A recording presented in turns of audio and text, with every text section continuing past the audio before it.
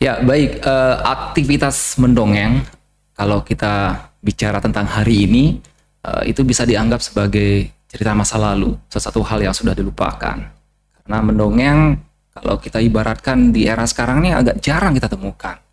Sementara aktivitas mendongeng ini biasanya kan adalah aktivitas untuk bercerita kepada anak-anak sebelum tidur.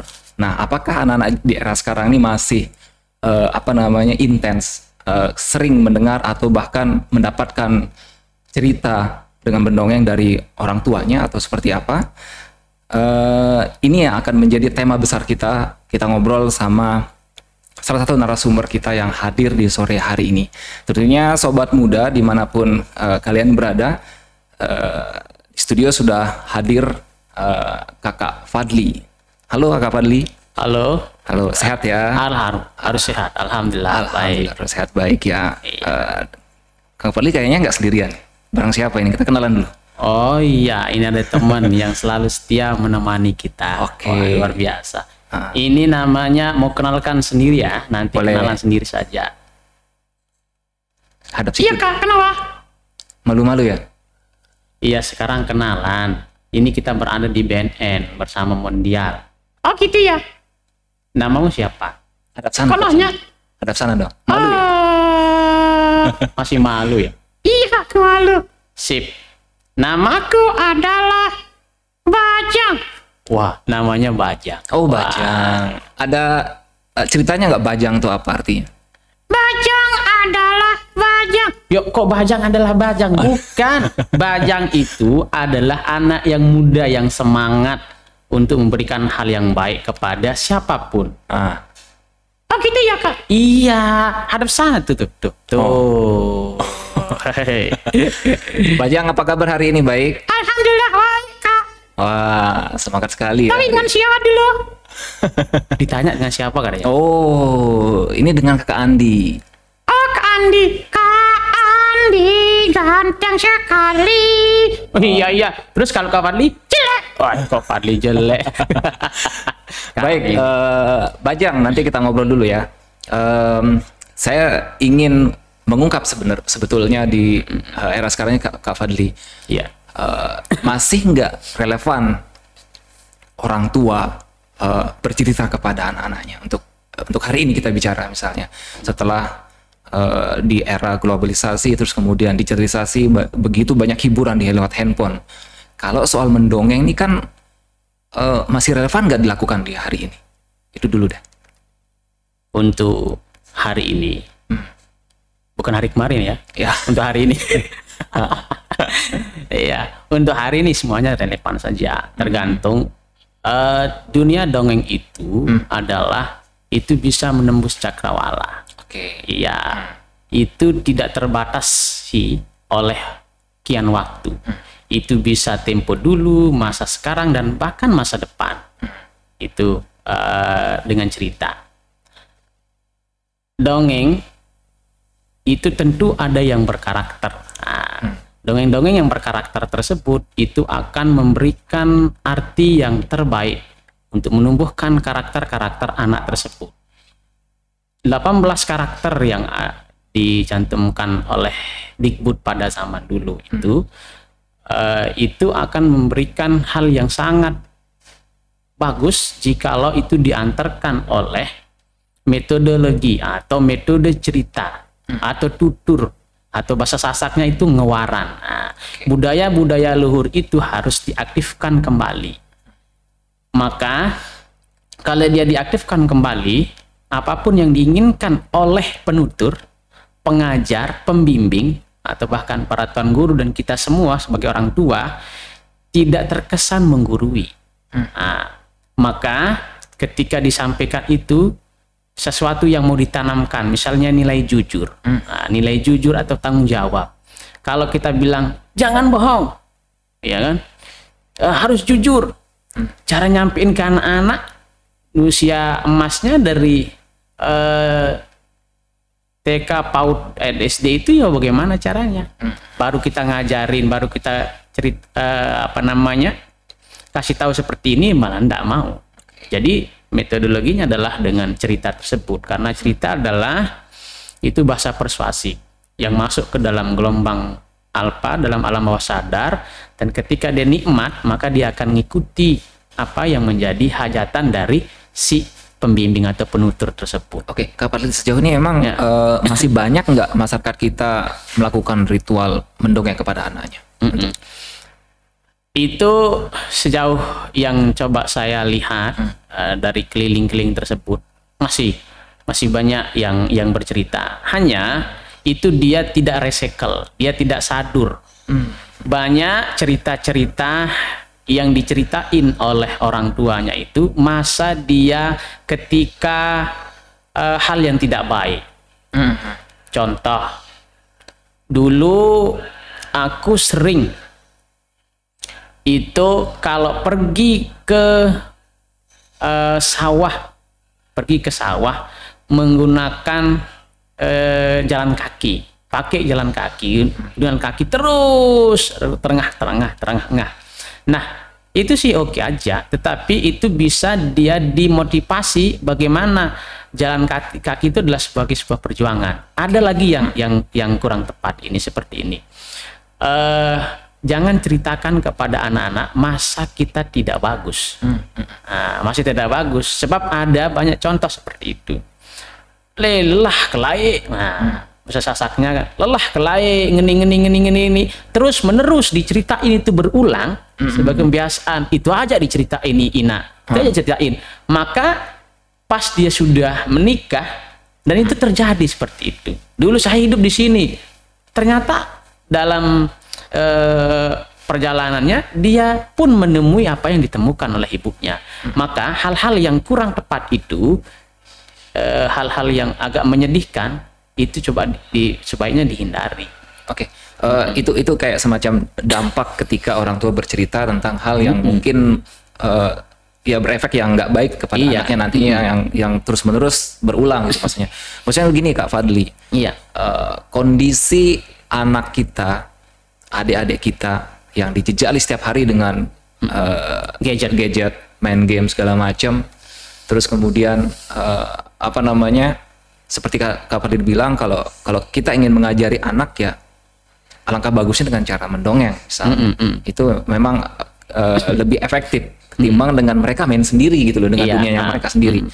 Nah, dampaknya kemudian yang timbul adalah adik-adik kita ini, ya apa istilahnya, mereka cepat besar gitu persoalannya.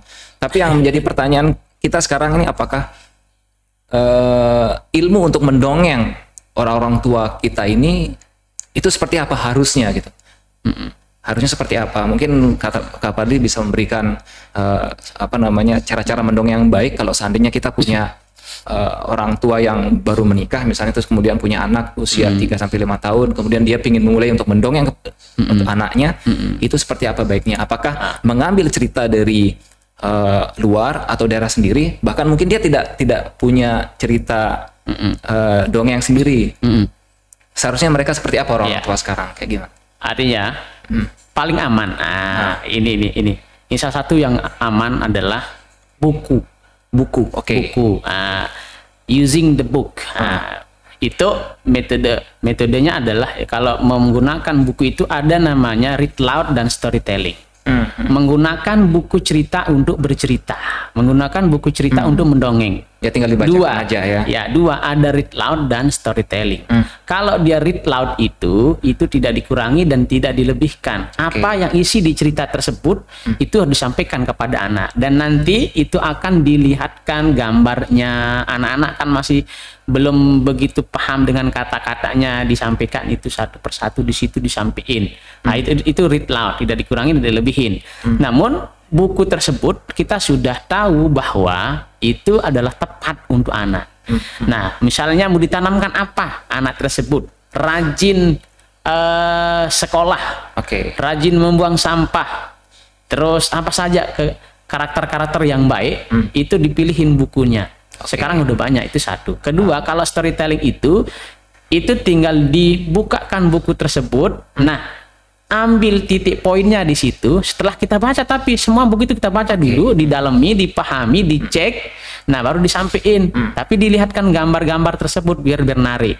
Nah, kalau sudah dia seperti itu, ya tinggal disampaikan dengan bahasa kita sehari-hari.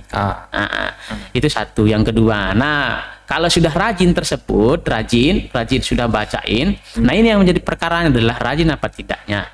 Bener Kak. Oh bener katanya. Aku jarang diceritain sama bapakku. Yo, bapakmu emang ada? Iya ada lah, Kak. Oh ada katanya. Lagi ngapain bapakmu? Lagi bobo. Wah lagi bobo. Udah ceritain nggak tadi? Udah. Oh udah. Nah seperti itu.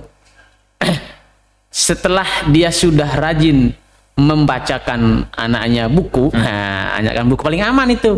Itu udah paling aman, tinggal ambil buku dan ceritain. Tapi ingat, dia di situ sudah disyuting, diredus dulu, biar enak mana-mana poin-poinnya yang bisa disampaikan. Nah, tidak mesti dia harus selesai cerita itu. Biasa disambung lagi. Nah, itu yang pertama. Kedua, kalau dia sudah bisa untuk maksudnya bukan bisa untuk bercerita, biasa bercerita. Kalau sudah biasa dia bercerita, bukan bisa cerita. Semua manusia itu bisa bercerita. Hatta dia tidak bisa ngomong dengan bahasa tubuh itu bisa. Dan senang orang cerita. Dan sering saya coba lihat di dekat rumah itu ada yang lain itu lihat dia enak ngobrol dengan cerita, semangat dia dari mukanya. Nah, apalagi yang bisa bercerita. Hanya yang menjadi permasalahannya bagi kita semua ya, tidak menutup kemungkinan itu adalah biasanya bisa bercerita itu biasa bercerita itu baru luar biasa. Itu founder Kampung Dongeng di Indonesia mengatakan seperti itu, Kawam Prakoso.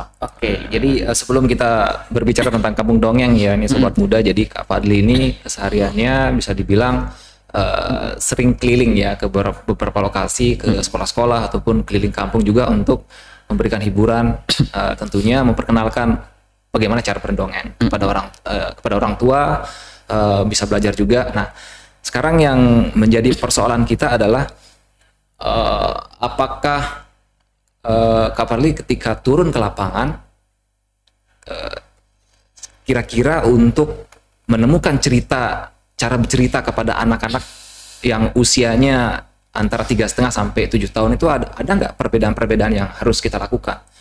Treatmentnya seperti apa? Apakah kita harus menggunakan bahasa yang memang mereka belum pahami? Misalnya pengetahuan anak di usia 3,5 tahun misalnya sampai 7 itu kan beda-beda nih.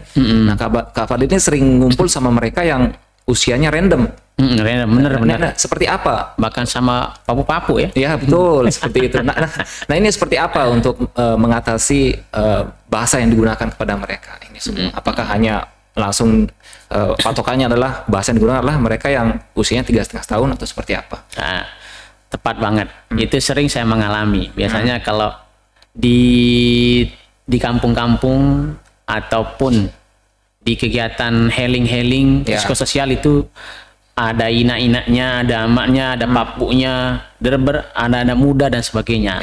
Nah, hajatannya adalah kita mau dongengin siapa. Nah, itu pertama. Dilihat dulu siapa yang mau didongengin dan di mana tempatnya. Nah, semua ternyata butuh hiburan, butuh berimajinasi, butuh dia istirahat otak untuk memikirkan hal yang tidak tepat untuk berlarut-larut. Nah, artinya mana yang concernnya dulu ke anak tersebut dulu. Nah, anak tersebut misalnya usianya berapa? Usianya 4 tahun atau 5 tahun. Di situ lebih banyak dideteksi dulu. Oh, itu lebih banyak. Oh, itu yang akan kita dahulukan. Tidak menutup kemungkinan kalau itu didahulukan yang anak-anak ini, itu juga bisa menikmati anak SD, SMP sampai yang lain juga. Kalau kita misalnya bahasanya nanti orang tua yang lebih di situ, terkesan kita berceramah. Nah, tapi biasanya kalau kita lagi ceritain cucunya, anak-anaknya yang masih usia dini itu tersebut, dia juga ngikut. Otomatis ya. Otomatis dia back to, mungkin mereka lebih bahagia mendengarkan. Back to bayi, back to anak gitu. Oh dulu waktu cerita dia lah, ini seperti itu. Menarik juga ya. Dan batas dari dia concern rata-rata manusia itu 15 menit dan 20 menit.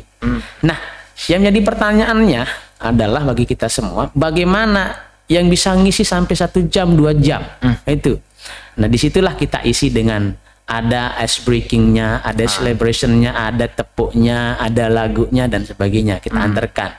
Dia begitu dia kalau main gitar kan ada improvisasinya, ada melodinya, biar nggak ritme terus gitu kan. Ada jazznya, ada drummernya biar dia bisa main. Nah, baru dia ada vokalnya. Nah, dan kalau cerita tersebut ingin dia menjadi hal yang lebih konstruktif dan membangun kebaikan bagi kita semua, tidak hanya anak, pencerita pun dapat bagian dari situ. Karena apa bagiannya? Adalah dia berguna suaranya tersebut kepada orang lain untuk nikmat, itu satu. Kedua juga mengasah apa yang tadi kurang tepat barang imajinasi, tiba-tiba ketika lihat anak itu timbul imajinasi. Kadang-kadang begitu ketika saya tidak ada persiapan sama sekali. Tapi nyampe di sana di lokasi, lihat anak tersebut, lihat lokasinya, langsung masuk ide. Masuk ide langsung bisa dipetakan. Caranya memetakan. Nah, ini bagi pengetahuan bagi kita semua untuk bercerita itu apa yang mau ditanamkan dulu di situ. Mau ditanamkan tentang apa? Nah, itu pertama. Kedua, siapa audiennya. Ketiga, kita harus pakai plotnya, jalan ceritanya seperti apa, jalur maju dan sebagainya sudah terekam di dalam otak ini, tinggal dituangkan nanti mengenai apa yang mau dibahasakan dengan sendirinya nanti, karena udah biasa. Sama dengan tukang bakso, walaupun tidak dilihat, tinggal diracik-racik aja selesai dia kan. Sama tukang cukur, kadang-kadang tidak dia lihat kacaan aja selesai, karena udah biasa. Yang menjadi perkara adalah biasa nggak kita bercerita. Itu poin penting, poin penting. Jadi sobat muda ya, seperti biasa di hari ini juga Suara Mondial hadir tentunya secara langsung dari Jalan Lingkar Selatan. Suara Mondial merupakan program kerja berkolaborasi dengan Humas BNN Provinsi NTB, dan tentunya siaran ini bisa disaksikan langsung di media sosial Humas BNN Provinsi NTB. Balik lagi Kak Fadli, beberapa item yang digunakan untuk mendongeng itu biasanya bukan sekedar mendongeng saja, itu ada games, kemudian ada apa namanya nyanyi-nyanyi dan segala macam. Nah sekarang perangkat tambahan misalnya seperti bajang diikut sertakan ini sebetulnya untuk menarik perhatian anak-anak atau seperti apa? Itu salah satu menarik perhatian. Ketika dia sudah tertarik, maka ikut dia ingin menyaksikan ketertarikannya itu. Rasa penasaran manusia itu kan paling sering namanya penasaran. Kalau udah penasaran, contoh, jangan lihat kiri. Padahal udah jangan lihat kiri. Padahal kita langsung lihat kiri kan. Jangan lihat kiri, itu pertama. Sama dengan bajang ini, daya tariknya sangat kuat ketika dia lihat ini. Tetapi juga ketika daya tariknya sangat kuat, itu juga kerepotan bagi penuturnya. Nah, bagaimana cara kita membatasi dia? Cara batasi adalah ditertibkan anak tersebut dan kasih aturan main. Aturan main sebelum kita mulai bercerita. Nanti begitu ada teman saya muncul, maka di situ dilakukan dengan aturan. Artinya dia juga ngikut, ini juga ngikut, sehingga perjalanan dalam cerita tersebut menjadi enak. Itu satu. Kedua, bajang ini tidak hanya menarik perhatian, dia juga akan memberikan pesan. Karena boneka itu harus kita jadikan dia jadi tokoh. Jadikan dia tokoh. Kalau kita hanya jadikan dia hanya biasa saja, penghias tangan dan sebagainya, maka dia tidak akan berlaku. Contoh, misalnya ketika dia ngomong, terus saya juga ikut melihat ke Andi. Contoh, dia ngomong, saya juga ikut lihat ke Andi. Nanti fokusnya anak tersebut double, 2. Maka ketika dia ngomong si bajang ini, berarti kita harus melihat dia. Begitu juga ketika ada yang ngomong, kita harus fokus kepada apa yang disampaikan orang tersebut. Kan betapa rasanya kalau misalnya kita ngomong tidak dilihat banyak orang. Nah, contoh ini yang sering pemula-pemula, dia belum tuturannya belum maksimal, tapi dia langsung menggunakan boneka. Maka dia akan teralih itu. Contoh misalnya seperti ini. Kak Andi yang ngomong kan dia. Kan dia yang tokohnya yang ngomong. Terus saya ikut ngelihat ke Andi. Mestinya kan kita harus fungsikan dia. fungsikan. Kandi. Nah, jadi Oke. kan fokus dia ke sini. Nah, Oke. seperti itu. Sejauh ini memang apa tantangan terberat ketika menghadapi anak-anak ketika mendongeng? Seringkali kita punya misi khusus ketika ingin bercerita kepada anak-anak, kemudian tidak tersampaikan karena ya mereka susah diatur atau itu hitungannya untuk mengetahui mereka yang susah diatur atau enggak itu seperti apa? Nah, untuk mengetahui dia susah diatur, pertama kita tidak kasih aturan awal. Oke, ya. Itu satu. Kedua, kerjasama dengan di lingkarannya itu. Ketika bercerita, mesti harus ada temannya juga yang ada di situ. Misalnya panitia atau guru-gurunya, maka dia berada di samping kiri kanan. Kiri kanan untuk mengkondisikan. Anak-anak kalau didampingi, pasti dia akan lihat pendampingnya. Ya. Wah, nanti kalau saya ngobrol seperti ini sendirian, kan ada bapak guru, ada kakak-kakak yang lain. Nanti dia akan menegur saya. Ya, sebenarnya itu hanya sebuah penguatan aja untuk dia duduk. Ya. Nah, padahal itu tempat penguatannya di awal itu. Sama dengan mengajarkan sesuatu, kasih semangat, persepsi. Bagaimana ketika awal itu memberikan dia jati fall in love Oke. with storyteller. Nah, maka membukanya itu harus wow. Sehingga dia nanti terus menerus tidak menutup kemungkinan dia bosan juga nanti di pertengahan. Ketika dia bosan, kasih dia melodi, improvisasi, ice breaking tersebut, kembali dia ceria. Oke. Karena gelombang otaknya kan hanya 15 sampai 20 menit konsentrasinya. Tapi begini Kak Fadli, untuk Iya. mengetahui keberhasilan pesan yang kita sampaikan melalui cerita itu, bagaimana mengetahuinya? Cara kita mengetahui, misalnya saya ke sekolah, Ya. seperti tadi saya bercerita tentang Putri Mandalika Ya. di Aisyah. Sebelum saya ke Aisyah itu, ternyata dia sudah lihat saya waktu di Buperma, Bumi Perkemahan Mataram di Lingkar Selatan. Nah, di situ saya bercerita, dia sudah tahu Kak Fadli tersebut sama Bajang. Ketika di sana soraknya begitu gembira, serunya luar biasa. Wah, kakak yang kemarin, oh kakak yang kemarin. Nah, ketika selesai dari sana juga saya coba tanya dengan selesai mendongeng, begitu mau pulang dari tempat tersebut. Kak, tadi mana Bajangnya, dia ngasih tahu kita seperti itu. Terus tadi iya, saya ingat tadi nama rajanya Panji Kusuma. Oh iya, kita harus begini. Ada temannya yang lagi rebut-rebutan. Tadi katanya Kak Fadli, tidak boleh kita rebut-rebutan, itu perbuatan yang tidak baik. Justru kita harus saling tolong-menolong. Selesai dari sana tadi saya ke Tarbiyatul Ummah. Ternyata di sana udah saya ngedongeng, udah ngecerita. Dia tidak mau tahu namanya anak lagi senang. Dikerumunin di situ, dikerumunin. Wah, kakak yang kemarin, ayo datang Kak. Sambil teguyak-guyak merah sasak kan. Oke. Dipegang dan sebagainya. Itu sejauh itu. Nah, Oke, itu indikator ya. Kalau keberhasilan, indikatornya. Pesan yang disampaikan. Begini Kak Fadli, sebelum kita lanjut ke bagaimana profesi sebagai seorang pendongeng ini, saya ingin lebih mengulas sedikit terkait dengan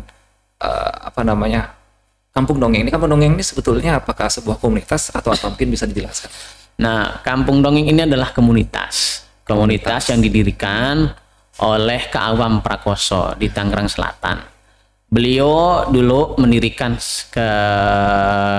ketika itu selesai dia resign dari sebuah pekerjaannya dulu, terus dia memang senang terhadap anak-anak di keluarganya.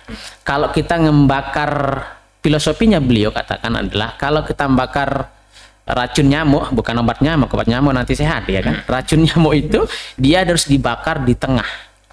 Di tengah maksudnya kalau di dalam didefinisikan dalam ayat itu adalah ku ampusakum alaikum naro. Jadi dari keluarganya dia bercerita disenengin sama anaknya, duduk disenengi, dongeng sebelum tidur, ada lagunya kan, dongeng sebelum tidur. Terus sama anak saudaranya, ponaannya, terus anak tetangganya, begitu dia ngiterin, bukan dia bakar dari pinggir tapi dari dalam dulu, dari dalam terus menerus. Akhirnya di sebuah kampung tersebut dia keliling terus kampung ke kampung, terus sampai ke desa-desa, ke kota dan sebagainya. Akhirnya sampai saat ini lebih dari 128, kalau tidak salah kemarin 128 tahun yang kemarin, sekarang udah meningkat lagi di seluruh provinsi yang ada di Indonesia ini. Itu ke Awam Prakoso, Muhammad Awam Prakoso. Itu komunitas Kampung Dongeng. Dan sudah sinergi dengan Kemendikbud, dengan dengan Perpustakaan RI, Terbahasa dan sebagainya. Dengan PT-PT instansi-instansi yang terkait.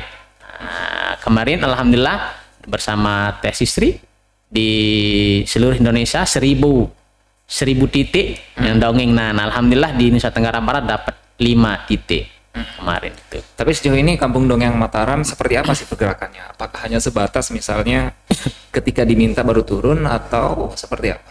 Nah, begitu dia ada sesuatu yang harus kita berada di situ, ya kita harus laksanakan. Ya. Nah, contoh tidak hanya ngedongeng, tapi bagaimana memberikan ruang kepada teman-teman. Misalnya saya notabene-nya guru dan guru ngaji juga, ada teman-teman sahabat-sahabat itu kita bisa berdiskusi bagaimana cara bercerita. Sebab di sekolah itu sudah ada namanya literasi. Ya. Dan di TPQ itu, di Taman-Taman Pendidikan Al-Quran itu ada namanya BCM. Bermain, cerita, menyanyi Islami. Nah, di situ dia harus bagaimana caranya. Kebanyakan di antara kita ini adalah hanya dia bercerita begitu aja. Sehingga ini sulit. Nah, karena jarang dia meng-ATM dan memfokuskan tentang itu.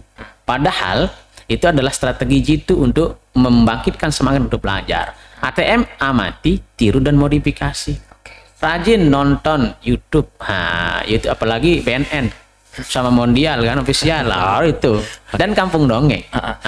Begini Kak Fadli, gimana? Kalau kita balik ke sosok seorang pendongeng misalnya, pendongeng ini kan ada yang mengadakan cerita sendiri, ada yang menggunakan alat bantu misalnya seperti boneka. Nah, sejauh ini yang Kak Fadli ketahui, orang yang memang berhasil mendongeng dengan boneka misalnya di Indonesia siapa saja kira-kira?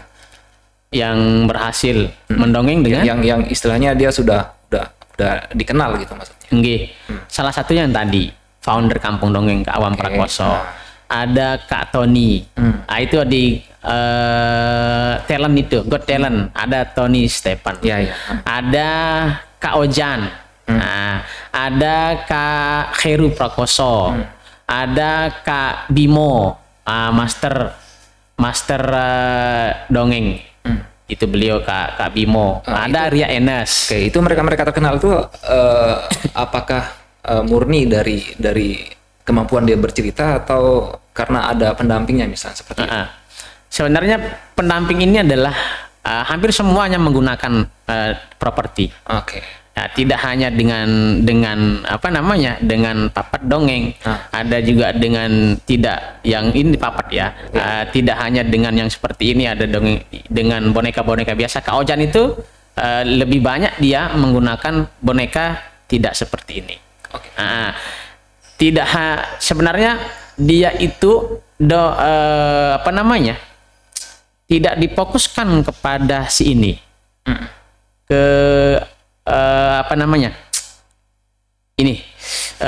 Bonekanya, tetapi tuturannya nyampe dan disenangi dan dinikmati. Karena ketika mendongeng itu kan dihayati.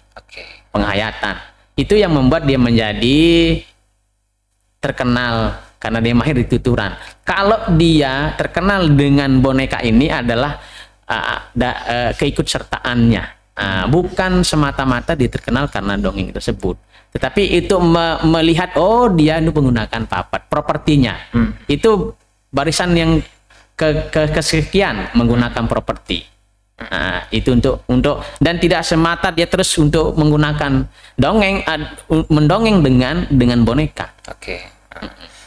Oke, sekarang Kak Fadli ini membawa karakter dengan mengusung tema kearifan lokal, misalnya dengan bajang, dengan dari namanya bajang, terus kemudian menggunakan sapu kayak begini.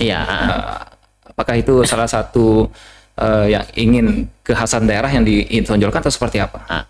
Budaya ngewaran, kita notabene-nya di Lombok, Nusa Tenggara Barat ini adalah budaya ngewaran itu agak jarang dilakukan.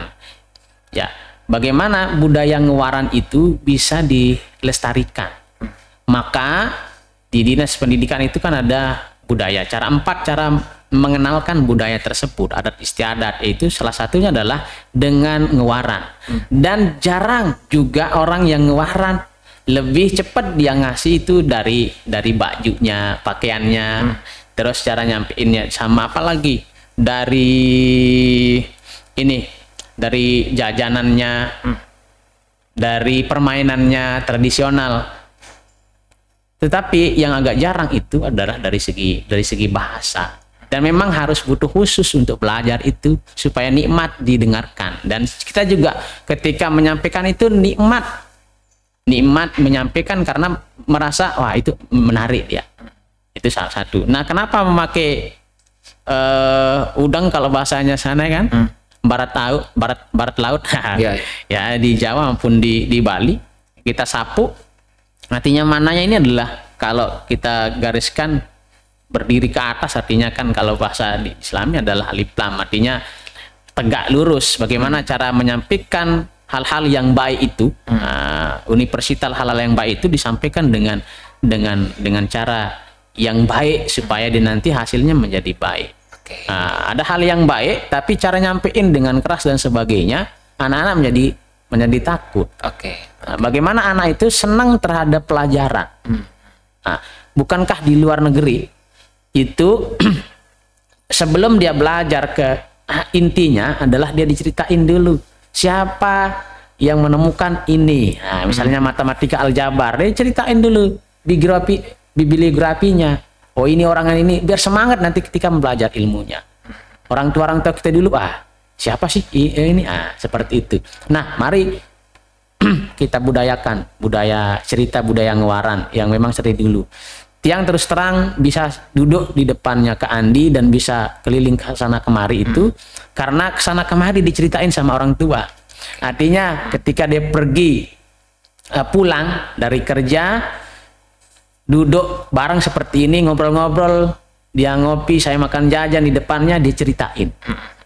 Lagi makan, selesai makan diceritain. Dan masih saya ingat ceritanya tersebut tentang kebanguser. Itu diceritain sama beliau. Kenapa? Tidak ada kepikiran menjadi pendongeng. Tetapi karena itu tertanam terus diceritain sampai sekarang. Akhirnya wah menarik seperti itu. Saya pengen dengar suaranya Bajang. Bajang sudah kemana saja diajak sama Kak Fadli? Sudah, kalau nggak barat, kalau nggak utara, kalau nggak timur, dan kalau di tengah ya pastilah. Gimana? Ada yang nakal-nakal nggak adik-adik itu? Iya, banyak yang nakal-nakal. Tadi kita hilangin N-nya menjadi akal. Oh iya, pinter juga Kang Bajang. Hilangin N-nya. Kan tadi nakal katanya kan? Ya. Dihilangin N-nya menjadi akal. Berarti orang berakal ya? Iya dah, karena dia senang, dia gemes jadinya. Dia pegang diriku, lututku, gigiku, hidungku, semuanya ditarik-tarik. Oh, gitu ya, sabar ya. Apa sih kalau ditarik hidungnya biar mancung kan? Iya, ini dia bulat dia Kak, dia bulat. Oh iya, udah. Oke, Kak Fadli sejauh ini sudah berapa lama melakukan kegiatan ini? Alhamdulillah dari semenjak jadi guru PAUD. Kira-kira tahun berapa ya? Itu dari guru PAUD masih kuliah tahun 2005-2006, semester 1 itu sudah jadi semester 2-3 2007 itu jadi guru PAUD di Mekarsari di Perumnas itu. Nah, kan ketemu sama anak-anak ini dan jurusan bahasa, jadi enak gitu sambil canda-canda, cerita dan sebagainya, sering buka buku cerita dan seperti itu.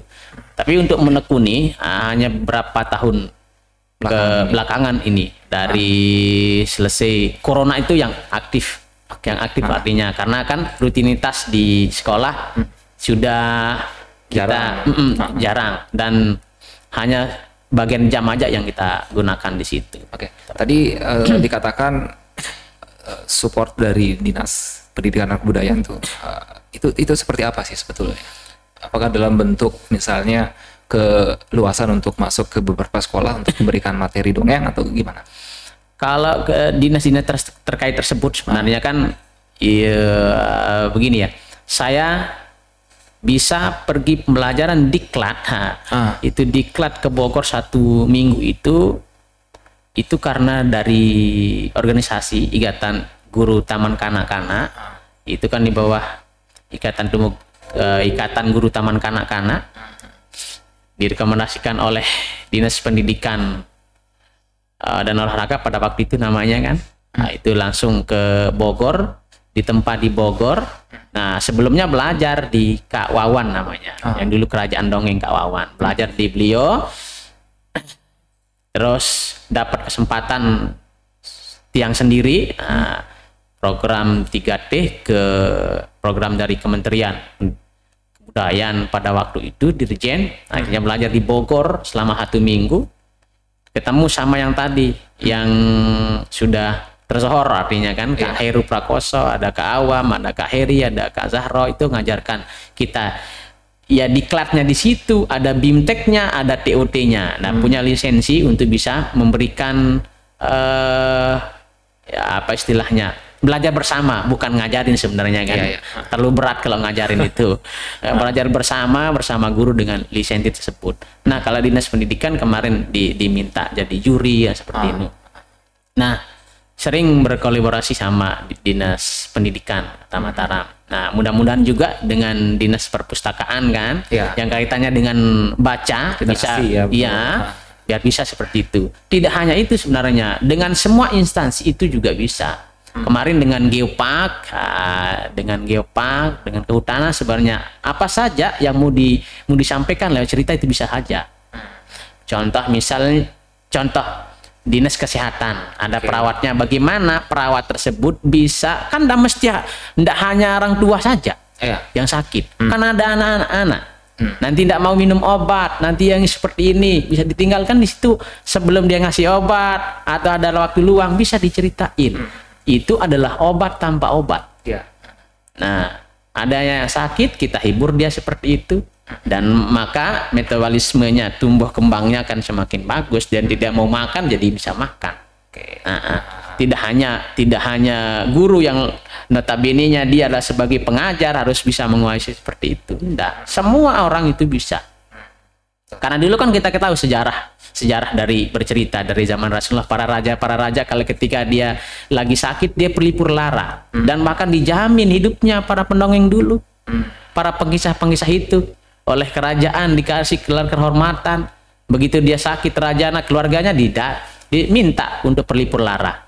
Nah, hanya batasan-batasannya saja kan, ada jenis-jenis dongengnya, ada fabel, ada legend, ada yang pendidikan dan sebagainya. Di situ biar kita petakan ya. Kalau fabel ya binatang-binatang. Nah, kalau yang legend-legend itu adalah muatannya bagi remaja sebenarnya. Betul. Jadi buat sobat muda misalnya kalau ingin mengundang Kak Fadli, itu kira-kira harus menghubungi siapa gitu Kak Fadli? Misalnya kalau teman-teman misalnya kalau pingin ngundang untuk adik-adik kita yang perlu healing misalnya, seperti harus kemana Kak Fadli? Bisa disampaikan? Bisa langsung ke Secret di Perumnas, di Jalan Barito nomor 6, sampingnya Kelurahan Tanjung Karang Permai, di Taman Plaza tersebut. Atau bisa lihat di Kampung Dongeng Lombok, bisa di situ di Kadu Lombok, di IG-nya bisa di DM. Siap. Tidak hanya saya, karena banyak relawan-relawan di situ. Ada Kak Vicky, ada Bunda Mutia, ada Kak Ali di situ, banyak teman-teman di situ, komunitas.